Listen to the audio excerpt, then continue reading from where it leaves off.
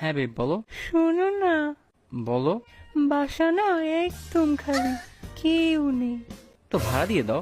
মানে জান, বাসায় আজকে আব্বু আম্মু নেই, বাসায় আমি একা, একদম একা। চিন্তা করো না মিম, তুমি একা না, আল্লাহ তোমার সাথে আছে। এ ভাই তুই কি গে? হ্যাঁ, আরে না, কি বলো? তো সোজা কথা বলে বুঝোস না কেন? বলছি বাসা খালি, বাসায় আসো।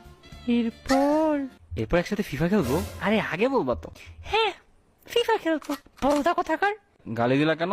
আদর করে বলছি শোন না। ওকে। আসার সময় ছাতা নিয়ে এসো। বাইরে তো রোদ, ছাতা দিয়ে কি করব? ছাতার ডান্ডাটা তো দিয়ে দিব। আনরোমান্টিক আশাই লাগবে না তোর, যা। সারাদা যখন এত করে বলল তখন একটা ছাতা নিয়ে তার বাসায় যাই। সারাদা, আমি এসেছি, দরজা খোলো।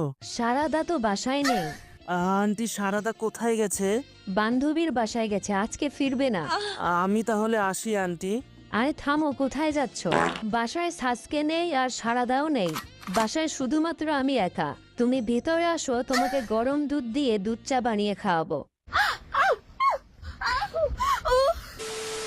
আরে জান, এটা তো তেমন কিছু না, এটা নিয়ে রাগ করার কি আছে? তেমন কিছু না, তোকে এখন আমি সামনে পেলে উল্টো করে মারবো। উল্টা করে মারবা?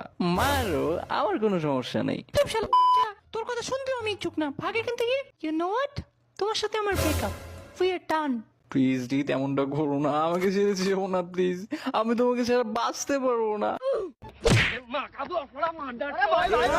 पकड़ मारो जो पकड़ भोसड़ी पकड़ पहन के लौड़े रुक तेरी